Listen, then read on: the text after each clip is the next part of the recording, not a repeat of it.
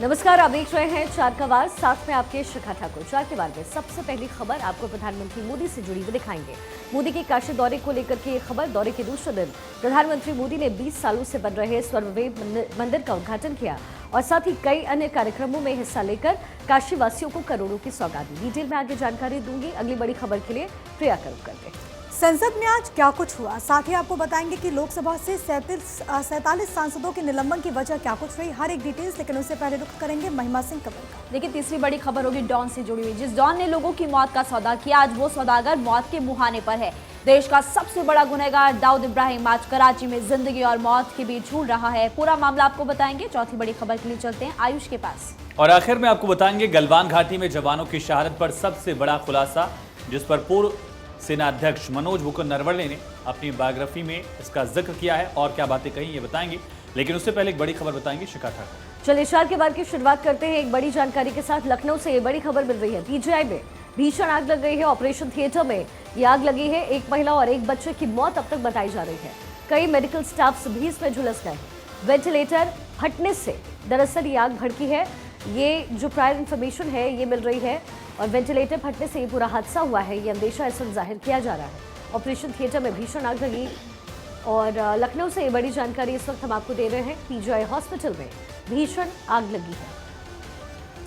आग बुझाने का काम लगातार जारी है। एक महिला और एक बच्चे की मौत की खबर मिल रही है। आग लगने से अस्पताल में अफरा तफरी का जाहिर तौर पर माहौल है। इस वक्त वेंटिलेटर फटने से आग लगने का अंदेशा इस वक्त जाहिर किया जा रहा है। पीजीआई से ये बड़ी जानकारी। ऑपरेशन थिएटर में दरअसल ये आग लगी है और इसमें 2 लोगों की मौत हो गई है, जिसमें एक महिला और एक बच्चा शामिल है। पीजीआई अस्पताल जिसमें भीषण आग लगी। लखनऊ की घटना, एक महिला और एक बच्चे की मौत की जानकारी इस वक्त मिल रही है। आग लगने से अस्पताल में अफरा तफरी का माहौल है। आग बुझाने का काम लगातार पीजीआई में इस वक्त किया जा रहा है। ये तस्वीरें भी हम आपको दिखा रहे हैं। लखनऊ पीजीआई हॉस्पिटल से ये तस्वीर मिल रही है। ऑपरेशन थिएटर में और उसके एक हिस्से में आग लग गई। यहाँ आग बुझाने का काम लगातार किया जा रहा है। तेजी से आग पर काबू पाने की कोशिश हो रही है, लेकिन एक महिला और एक बच्चे की मौत हो गई है, ये ताज़ा जानकारी मिल रही है। आग लगने से अस्पताल में अफरा तफरी का माहौल। फायर ब्रिगेड की कई टीमें इस वक्त मौके पर मौजूद और आग बुझाने का काम सतत यहाँ पर जारी है। ये तस्वीरें लखनऊ से आपकी टीवी स्क्रीन पर। पीजीआई और यहाँ पर कई लोग पहुँचते हैं इलाज के लिए, लेकिन इसी दौरान यहाँ पर भीषण आग लग गई।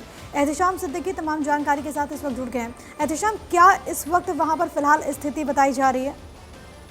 देखिए, एसजीपीजीआई में जो आग लगी थी उस पर काबू पा लिया गया, लेकिन एसजीपीजीआई के अंदर लगी आग ऑपरेशन थिएटर के अंदर पहुंच गई थी और ऑपरेशन थिएटर में कई ऑपरेशन चल रहे थे और जिसके अंदर धुएं भर गए थे और पूरा ऑपरेशन थिएटर को शिफ्ट करने के दौरान 2 लोगों की मौत हुई है। एक जो मौत हुई है वो महिला की मौत हुई है जिसकी इंडो सर्जरी चल रही थी। वहीं दूसरी तरफ एक बच्चे की मौत हुई है जिसकी हार्ट की सर्जरी चल रही थी। डॉक्टरों ने और भी मरीजों को बचा तो लिया है, लेकिन अभी बहुत से लोगों की जांच चल रही है क्योंकि पूरे परिसर की लाइट को काट दिया गया है। साथ ही बहुत सी जगहों में शीशे तोड़े गए हैं। जो मरीज डायलिसिस पे थे उनको दूसरे यूनिट में शिफ्ट किया गया है, लेकिन जो मेडिकल बुलेटिन जारी हुआ है उसमें भी 2 लोगों की मौत की पुष्टि हुई है। आधा दर्जन से ज्यादा दमकल की गाड़ियों ने मौके पर पहुंचकर आग पर काबू पा लिया है। मुख्यमंत्री ने इस घटना को बहुत ही गंभीरता से लेते हुए जांच के निर्देश दिए हैं। वहीं डिप्टी सीएम ब्रजेश पाठक ने भी प्रमुख सचिव की अध्यक्षता में एक कमेटी का गठन कर दिया है। लेकिन अक्सर हॉस्पिटल्स में तो तमाम तरह के उपकरण होते हैं, फिर आग फैले और उसके बाद ओटी तक जा पहुंची, क्या कोई लापरवाही की बात सामने आ रही है क्या? देखिए, लापरवाही की बात सामने नहीं आ रही है क्योंकि जो शॉर्ट सर्किट हुई है वो बिजली के पैनल में शॉर्ट सर्किट हुई जो लिफ्ट के साइड में था और पूरा जो ऑपरेशन थिएटर है वो अंडरग्राउंड से लेके कई फ्लोर्स के हैं और सब चारों तरफ से शीशे से पैक है। तो जो धुआं था वो बहुत ज्यादा फैल गया है। अग्निकांड से नुकसान नहीं हुआ है, लेकिन जो अंदर धुआं था और पेशेंट बेहोश था और जिसके ऑपरेशन चल रहे थे, ऐसे में डॉक्टरों ने अपनी जान बचाई। उसके बाद उसमें से वहां से तमाम इंस्ट्रूमेंट को लेकर हटने की कोशिश किया क्योंकि अचानक लाइट कटने से तमाम जो मशीनें हैं जो वेंटिलेटर से जुड़ी हुई वो काम करना बंद कर दी। ऐसे में मरीजों की सांसें थम गई और 2 मरीजों की मौत हुई है। तो ये एक एक्सीडेंटल घटना है, कोई लापरवाही अभी तक सामने नहीं निकल कर आई है। जब कभी कोई ऐसी बिल्डिंग में आग लगती है इसको लेकर के और क्या जानकारी सामने आएगी वो देखना होगा। बहुत धन्यवाद आपका एहतिशाम, तमाम बातचीत और जानकारी हम तक पहुंचाने के लिए। प्रधानमंत्री नरेंद्र मोदी ने वाराणसी यात्रा के दूसरे दिन स्वर्णवेद महामंदिर का लोकार्पण किया। इसके साथ ही पीएम ने काशी को 191 19,150 करोड़ रुपए की योजनाओं की सौगात। बिल्कुल आप सही कह रही हैं प्रिया। और देखिए, वाराणसी और नई दिल्ली के बीच दूसरी वंदे भारत ट्रेन को हरी झंडी दिखाई। इतना ही नहीं, लॉजिस्टिक क्षेत्र को बढ़ावा देते हुए ईस्टर्न डेडिकेटेड फ्रेट कॉरिडोर के न्यू दीनदयाल उपाध्याय जंक्शन से न्यू भावपुर जंक्शन खंड का भी शुभारंभ करते हुए प्रधानमंत्री मोदी नजर आए। इस वक्त तस्वीरें प्रिया लगातार हम दिखा रहे हैं। बिल्कुल 19,000 करोड़ से अधिक का यहाँ पर सौगात लेकर के प्रधानमंत्री नरेंद्र मोदी पहुंचे और 25 घंटे अपने संसदीय क्षेत्र में प्रधानमंत्री नरेंद्र मोदी रहे और इस दौरान उन्होंने कई सारी सौगातें दी, चाहे वो ट्रेन को लेकर के हो, चाहे वो दुनिया के सबसे बड़े मेडिटेशन सेंटर को लेकर के हो। और इस दौरान प्रधानमंत्री नरेंद्र मोदी के साथ ही साथ यूपी के मुख्यमंत्री योगी आदित्यनाथ भी मौजूद रहे। देखिए, प्रधानमंत्री मोदी ने कहा कि जब मैंने स्वरवेद महामंदिर का दौरा किया तो मैं मंत्र मुग्ध हो गया। वेदों, उपनिषदों, रामायण, गीता, महाभारत के दिव्य शिक्षाओं को स्वरवेद महामंदिर की दीवारों पर चित्रों के माध्यम से चित्रित किया गया है। भारत की आध्यात्मिक संरचनाओं के आसपास ही हमारी शिल्प और कला ने अकल्पनीय ऊंचाई को छुआ। यहाँ से ज्ञान अनुसंधान के नए मार्ग खुले, उद्यमों और उद्योगों से जुड़ी हुई असीम संभावनाओं का जन्म हुआ। आस्था के साथ साथ योग जैसे विज्ञान फले फूले और यहीं से पूरे विश्व के लिए मानवीय मूल्यों की अविरल धाराएं भी बही। गुलामी के कालखंड में जिन अत्याचारों ने भारत को कमजोर करने का प्रयास किया, उन्होंने सबसे पहले हमारे प्रतीकों को ही निशाना बनाया। आजादी के बाद इन सांस्कृतिक प्रतीकों का पुनर्निर्माण आवश्यक था। ये बात कही प्रधानमंत्री मोदी ने। प्रधानमंत्री नरेंद्र मोदी ने विकसित भारत संकल्प यात्रा के दौरान लाभार्थियों से खुद बातचीत की। उन्होंने विकसित भारत का संकल्प भी लिया। स्वरवेद मंदिर भारत के सामाजिक और आध्यात्मिक सामर्थ्य का एक आधुनिक प्रतीक है। मैं देख रहा था, इसकी दीवारों पर स्वरवेद को बड़ी सुंदरता के साथ अंकित भी किया गया है। वेद, उपनिषद, रामायण, गीता और महाभारत आदि ग्रंथों के दिव्य संदेश भी इसमें चित्रों के जरिए उकेरे गए हैं। इसलिए ये मंदिर एक तरह से अध्यात्म, इतिहास और संस्कृति का जीवंत उदाहरण है। यहां हजारों साधक एक साथ विहंगम योग की साधना कर सकते हैं। इसलिए ये महामंदिर एक योग तीर्थ भी है और साथ साथ ये ज्ञान तीर्थ भी है। इसलिए मंदिर का भ्रमण करते हुए मैं खुद भी मंत्र मुग्ध हो गया था। स्वरवेद महामंदिर सदगुरु सदाफल देव जी महाराज की पुण्य स्मृतियों को समर्पित है।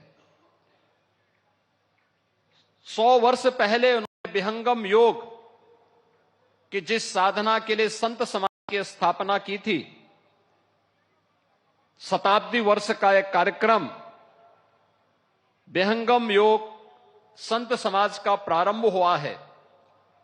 और इससे सुखद अनुभूति और क्या हो सकती है कि दुनिया के सबसे लोकप्रिय नेता, जिन्होंने भारत को सर्वांगीण विकास की एक नई गति दी है, एक नई पहचान दी है और भारत के विरासत पर दुनिया गौरव की अनुभूति कर सके, इसका एहसास कराया है। आज ऐसे यशस्वी प्रधानमंत्री जी के कर कमलों से मंदिर का, इस धाम का लोकार्पण का कार्यक्रम संपन्न हुआ है। आप सभी श्रद्धालु जनों को मैं इस अवसर पर हृदय से बधाई देता हूं, अपनी शुभकामनाएं देता हूं। चलिए आगे बढ़ते हुए कुछ सियासी खबरों का रुख कर लेते हैं। लोकसभा में कांग्रेस के नेता अधीर रंजन चौधरी सहित कुछ और सांसदों को सदन से निलंबित कर दिया गया है। जानकारी के मुताबिक हंगामे के चलते अब तक कुल 47 विपक्षी सांसदों को लोकसभा से निलंबित किया गया है। एक बड़ी जानकारी मिल रही है। हमने देखा किस तरीके से सदन की कार्यवाही लगातार स्थगित की जा रही है और ऐसे में बड़ी जानकारी, विपक्षी सांसद जिनकी संख्या कुल 47 बताई जा रही है, उन्हें शीतकालीन सत्र के लिए निलंबित कर दिया गया है। एक बड़ी जानकारी इस वक्त मिल रही है। हंगामे के चलते स्पीकर ने सस्पेंड किया है। सब सारे नेता सस्पेंड, हाँ मैं भी सस्पेंड हो चुके हैं सुबह से। और कई दिनों से हमारा मांग बड़ा सीधे मांग कि एक तो ये कि हमारे जितने एमपीज़ को निलंबित किए गए हैं उनको बहाली हो, और सदन में आकर हमारे गृह मंत्री एक बयान दे। जो बयान सदन की बाहर रोजाना देते हैं, टीवी की सामने बैठ के सारे देशवासियों की सुनाते हैं, उसमें से कुछ सदन के अंदर आकर वो कहे और हमारे सबको और देशवासियों को अवगत कराएं कि अगले तारीख में सदन के और इसके साथ साथ देश की सुरक्षा के लिए सरकार क्या क्या कदम उठा रहे हैं।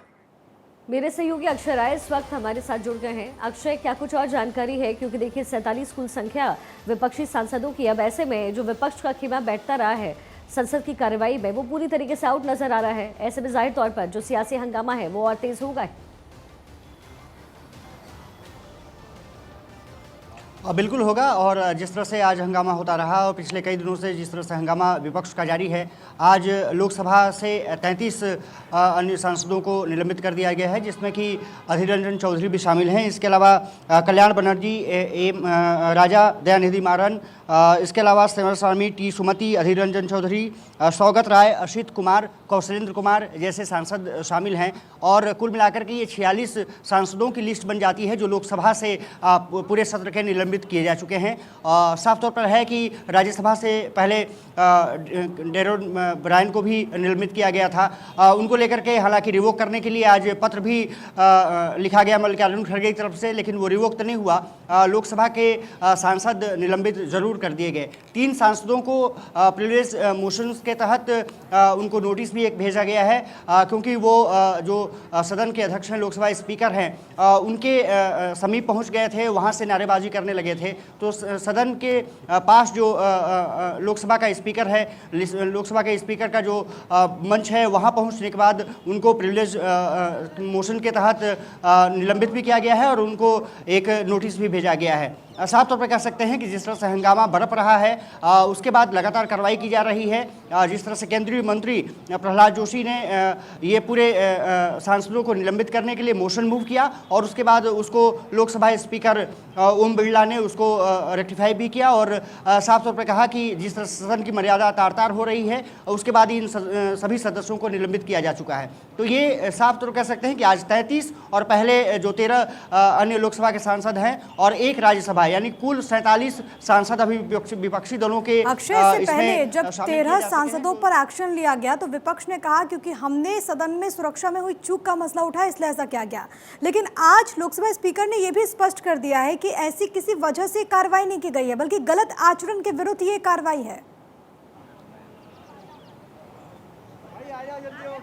देखिए, कहा गया लोकसभा स्पीकर की तरफ से कि एक तो जो सदन की मर्यादा है वो तार तार हो रही है, हंगामा लगातार आप लोग कर रहे हैं, सदन की कार्रवाई में लगातार बाधा डाल रहे हैं और आप सदन की गरिमा को तार तार कर रहे हैं, इसलिए आप सभी को निलंबित किया जाता है। और क्योंकि जो लोकसभा स्पीकर हैं उनके मंच के पास पहुंचना, ये गैलरी में पहुंचना, ये कहीं ना कहीं बहुत गलत संदेश देता है, इसलिए 3 सांसदों को प्रिविलेज मोशन के साथ नोटिस भी भेजा गया है। प्रिविलेज कमेटी उस पूरे मामले की जांच करेगी कि ऐसा क्यों हुआ और उस पर भी कार्रवाई की जा सकती है। तो कह सकते हैं कि विपक्षी दल जिस तरह से हंगामा कर रहे हैं, सरकार जिस तरह से डिफेंड नहीं कर पा रही है पूरे मसले को, ये भी देखने में आ रहा है और विपक्षी दल चाहते हैं कि गृह मंत्री अमित शाह और इसलिए वार पलटवार का सिलसिला भी तेज हो रहा है। बहुत बहुत शुक्रिया जानकारी देने के लिए अक्षय। देखिए, इस पूरे मामले को लेकर अब वार पलटवार का सिलसिला भी काफी तेज होते हुए नजर आ रहा है। आगे बढ़ते हैं। पूर्व army chief general Mukund Naravane चीन पर एक बम दागने वाले, जिससे चीन की चालाकियां और चालबाजियां परत दर परत उधड़ कर दुनिया के सामने आ जाएगी। दरअसल पूर्व आर्मी चीफ की ऑटोबायोग्राफी लॉन्च होने वाली है और इसमें गलवान में हुई झड़प से लेकर पूर्व आर्मी चीफ ने चीन की मंशा और कारगुजारियों का पूरा कच्चा चिट्ठा खोलने वाले हैं इस बुक के जरिए।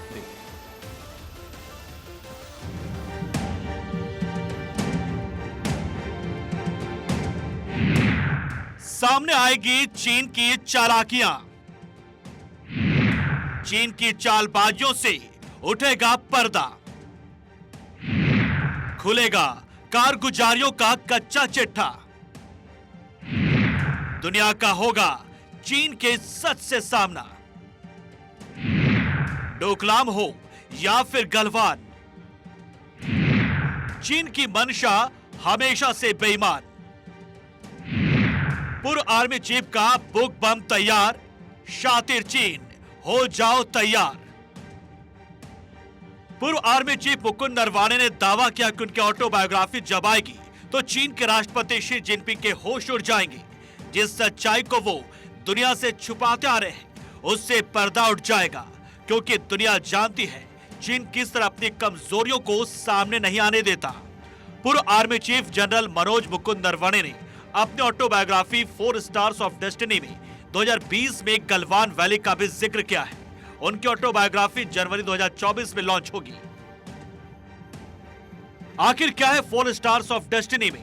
पूर्व army chief general Mukund Naravane ने अपनी ऑटोबायोग्राफी लिखी है। जनवरी 2024 में जनरल नरवणे की बुक लॉन्च होगी। जनरल नरवणे की बुक में गलवान झड़प का पूरा जिक्र है। चीन की सलामी स्लाइसिंग रणनीति का भी इसमें खुलासा किया गया है। जनरल नरवणे ने अपने इस किताब के बारे में बताया कि इसमें भारत और चीन के बीच विवादों और सैन्य झड़पों के बारे में कई अहम जानकारियां दी गई है। साथ उन्होंने दावा किया है कि चीनी राष्ट्रपति कभी अपना जन्मदिन नहीं मना पाएंगे। पूर्व army chief general Mukund Naravane कहते हैं 16 जून चीनी राष्ट्रपति शी जिनपिंग का जन्मदिन है और वे इसे जल्दी नहीं भूल पाएंगे, क्योंकि साल 2020 में इसी दिन 20 साल में पहली बार चीन और उसकी पीपुल्स लिबरेशन आर्मी यानी पीएलए को सबसे घातक मुठभेड़ का सामना करना पड़ा था। हमारे जांबाजों ने चीन और दुनिया को दिखा दिया कि बस अब बहुत हो गया है। वास्तव में चीन अपने विस्तारवादी रवैये की वजह से दुनिया के कई देशों से पंगा ले चुका है। नेपाल, भूटान जैसे छोटे देशों को सीमा पर डराता धमकाता रहता है। वुल्फ वॉरियर कूटनीति और सलामी स्लाइसिंग की स्ट्रेटजी अपनाता है। दक्षिण चीन सागर में भी वो यही करता है। वुल्फ वॉरियर मुखर कूटनीति और डराने धमकाने की रणनीति है, जबकि सलामी स्लाइसिंग जमीन के किसी हिस्से को टुकड़े टुकड़े करके कब्जाने की रणनीति है। चीन अपनी इस रणनीति से कई देशों को आतंकित करता रहा है, लेकिन गलवान में भारत ने चीन को जोर का झटका दिया। हमारे जवान शहीद तो हुए, लेकिन चीन अपनी हिमाकतों से पहली बार बाज भी आया। आखिर गलवान में क्या हुआ था? 16 जून 2020 को 12:45 पर कमांडिंग अफसर समेत 3 सैनिकों के शहीद होने की खबर आई। दोपहर 1 बजे भारतीय सेना ने गलवान में हुई झड़प की पुष्टि की। दोपहर 3 बजे पीएम मोदी कोरोना को लेकर मुख्यमंत्रियों के साथ बातचीत करते हैं। रात 9 बजे पीएम मोदी के घर पर रक्षा मंत्री, गृह मंत्री और एनएसए की बैठक होती है। रात 10 बजे सेना के 20 जवानों की शहादत की खबर आती है। अगले ही पल चीन के 43 जवानों के मारे जाने की पुष्टि हो जाती है। 31 दिसंबर 2019 से 20 अप्रैल 2022 तक भारतीय सेना की अगुवाई कर चुके जनरल नरवणे ने चीन की कारगुजारियों को विस्तार से लिखा है, जिसका इंतजार भारत ही नहीं चीन के सभी विरोधियों को है, क्योंकि चीन से सच की उम्मीद तो कोई करता नहीं है। Bureau report, Bharat 24।